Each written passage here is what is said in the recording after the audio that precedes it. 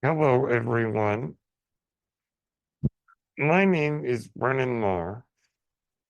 That noise you're hearing is my ventilator. Welcome to A Thousand Generations, presented by Page Turners They Were Not, my Star Wars podcast.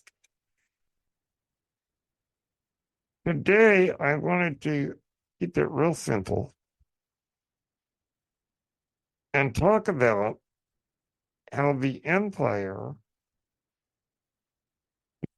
Galactic Empire, related to the First Order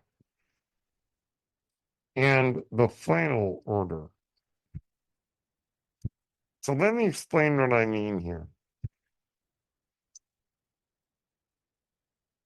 The Galactic Empire that we see in the original Star Wars trilogy was defeated. The First Order was formed a few years later as a resurgent empire. So a year after the events of Return of the Jedi, the Empire was defeated and splintered into groups, into imperial remnants led by various warlords. One of these groups, led by a woman named Ray Sloan, Grand Admiral Ray Sloan, took some of the forces of the Empire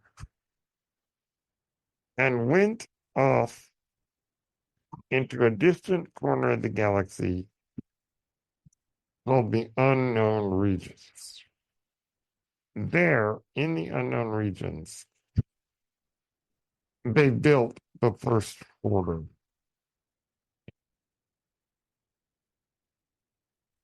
Now, we don't know exactly what happened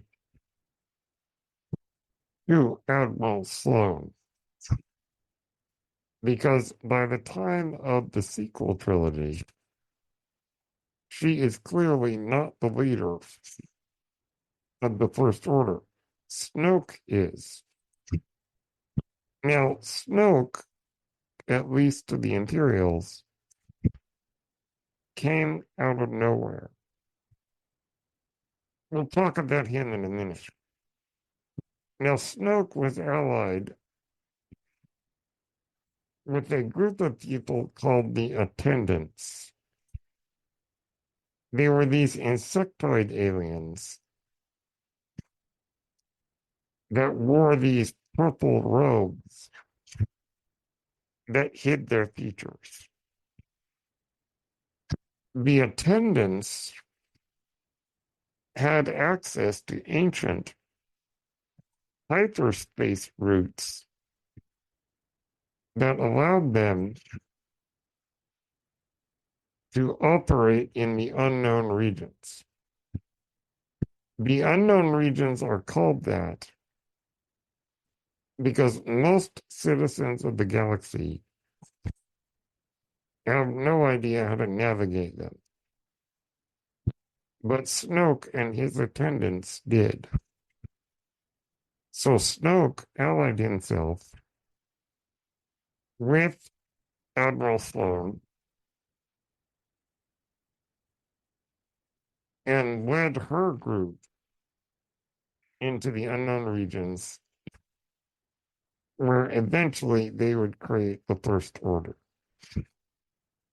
Now, back in the main galaxy, there were all these Imperial warlords running around. Now, The Mandalorian Season 3 reveals something interesting. Even though the Imperial remnants and warlords look like they're unorganized, like they're all working for themselves, and that they're just a disorganized mess. Turns out that's just a ruse.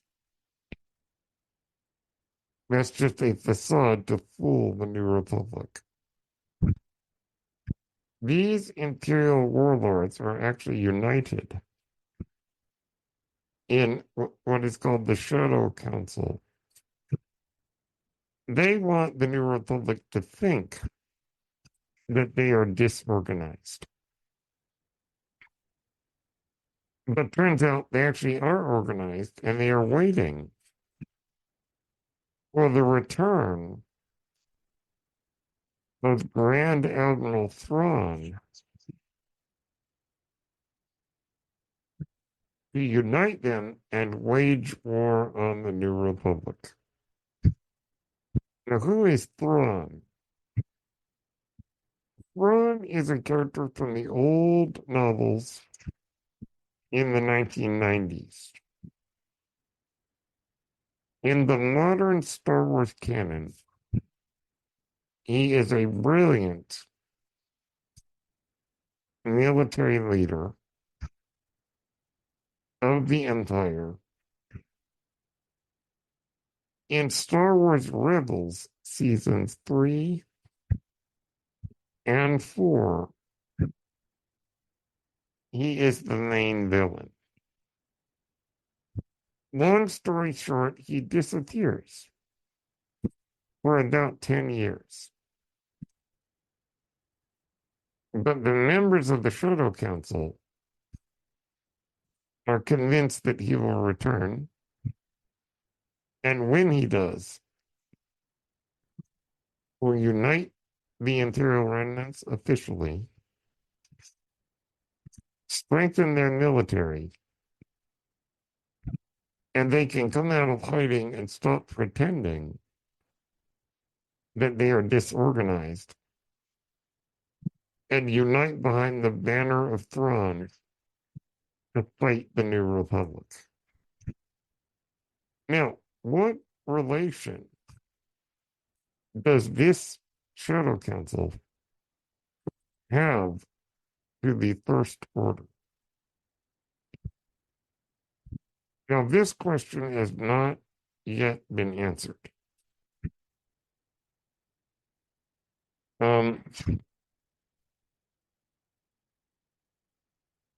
My theory is that Thrawn will return, unite the Imperial remnants under his banner, go to war with the Republic.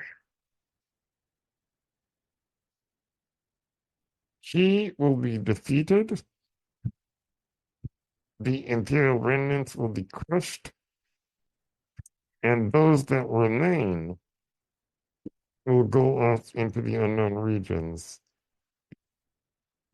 and join Admiral Sloane and Snoke and create the First Order. That's what I think will happen.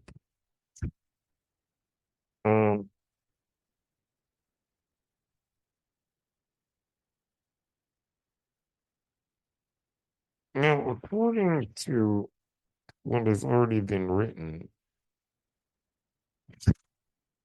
and I have to confess, I have not read everything. I have not read all the novels. The First Order is not officially created until 21 ADY. Now, what does ADY mean? Basically, it means years after the original Star Wars film. The Mandalorian takes place 9 years after the original Star Wars film. The First Order isn't officially founded till 21 years after the original film. Now, this is according to one of the guidebooks. one of the supplemental materials. Now, sometimes when something is written in a novel or a supplemental guide, it can be changed later or clarified because the story is not completely written yet. We don't want to handcuff the authors. We want to allow them to create as they go along. And so we might change some of these numbers. But as it currently stands, the First Order is founded officially in 21 ADY. So I think that the Imperial remnant under Thrawn will be defeated, and those that remain will go off with Snoke, with Admiral Sloane, and create the First Order. And like I said, that story has not been told in full yet. And I imagine that it will be at some point. Minor spoiler for the Ahsoka streaming series. So for the next 30 seconds, you can skip if you don't want to know what happens. You've been warned. Ron indeed returns to the galaxy from its exile. We'll just put it that way. And this is exactly what the Shadow Council is waiting for. Now, what method Lucasfilm will use to tell the story of Thrawn's war on the New Republic, I don't know yet. But as they go along, they will be able to fill in the blanks regarding the creation of the First Order. Now, many people who are fans of the character of Admiral Sloane, the founder, quote unquote, of the First Order, is the question, where is she? I think at the time of The Mandalorian that we see the Shadow Council, I think she's off in the unknown regions with some of the Imperial remnants. While the Shadow Council is doing their own thing. Now, are they united?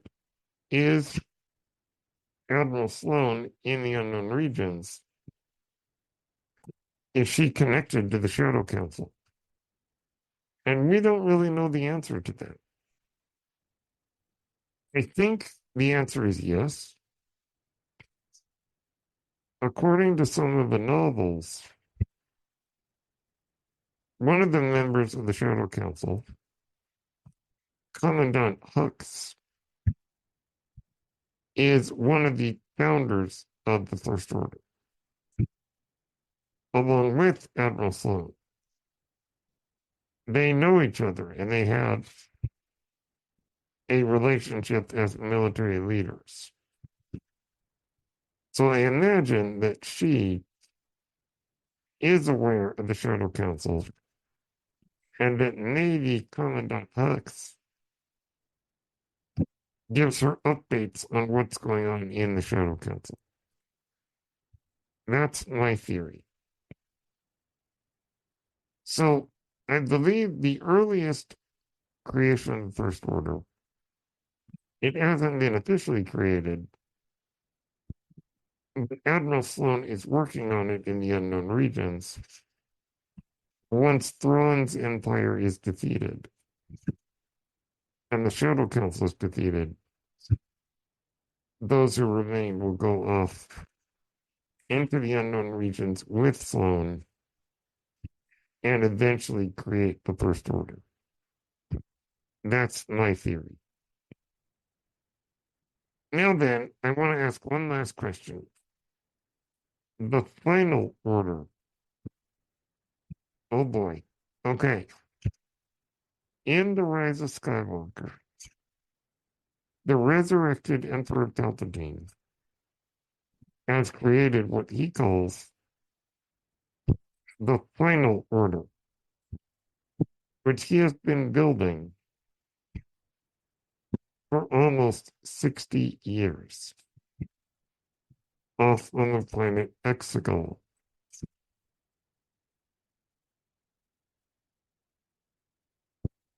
Even when he was alive, they were working on this plan.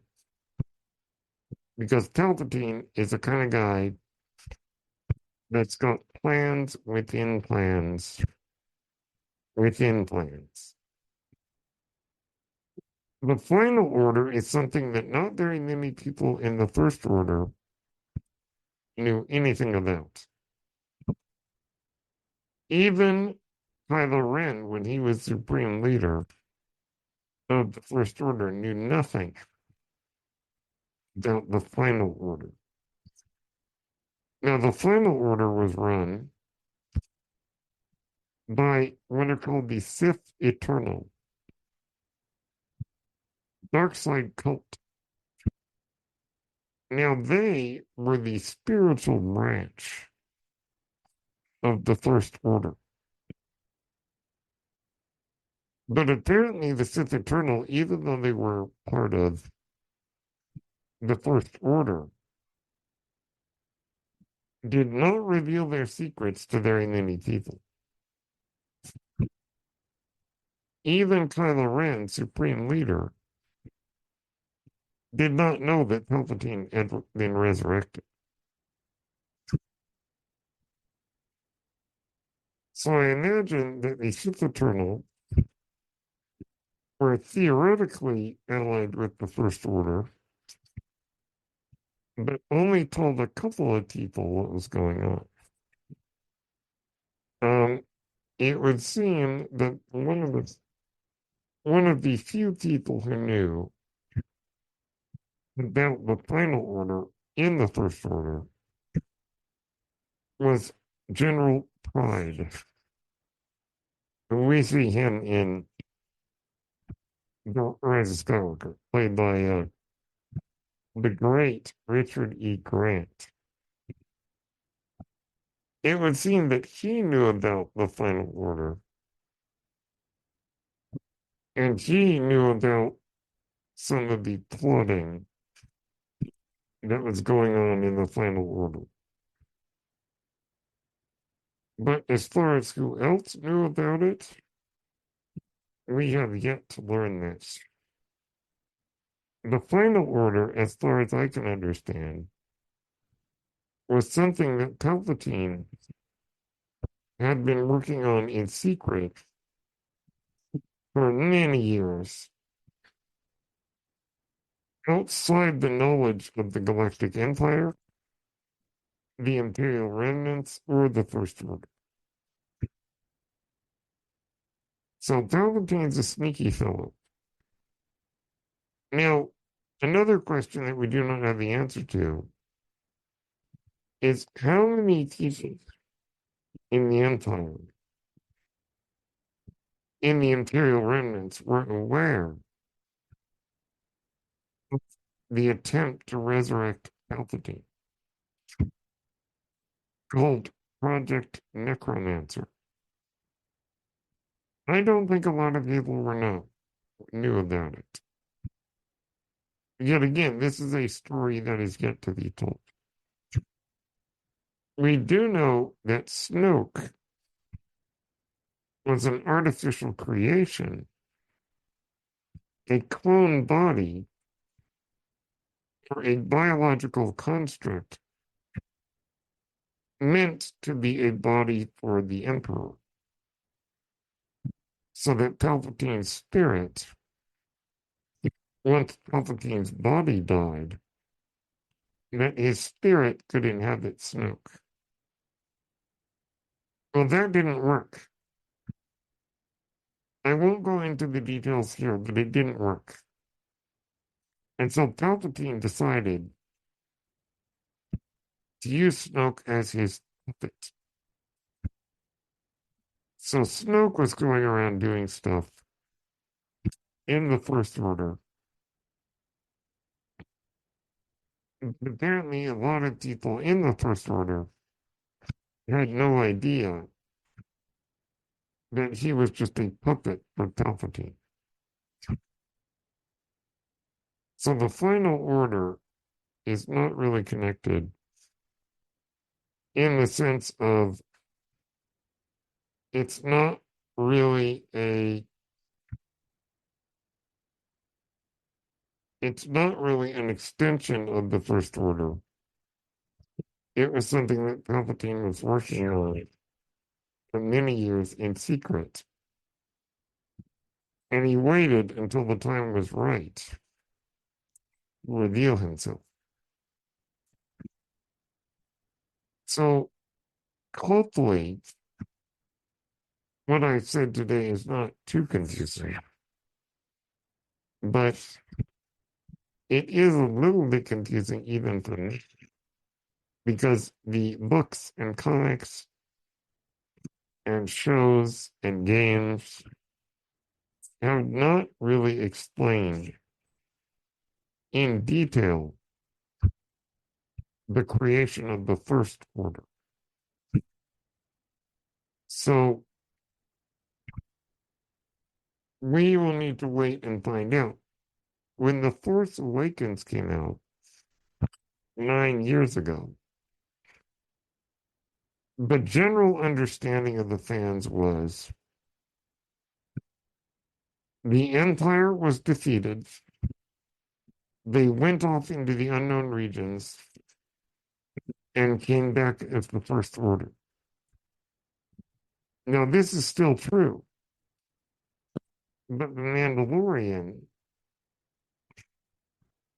and other stories reveal that there is more to it than that.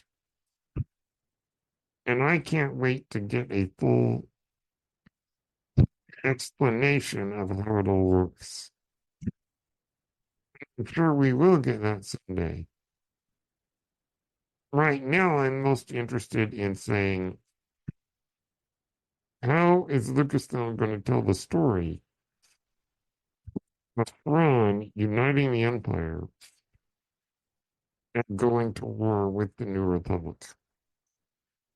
Will it be books? Will it be comics? Will it be shows or will it be a movie? As far as I know, I think a movie will be part of it. But in terms of how are they going to tell the big story, I have yet to find out. Be interested when it gets here. So those are my thoughts on the origins of the First Order, how the final order fits in,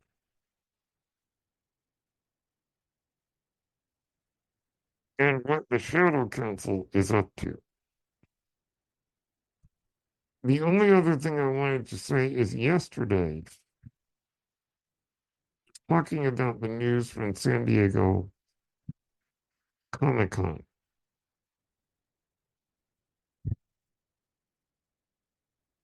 And I said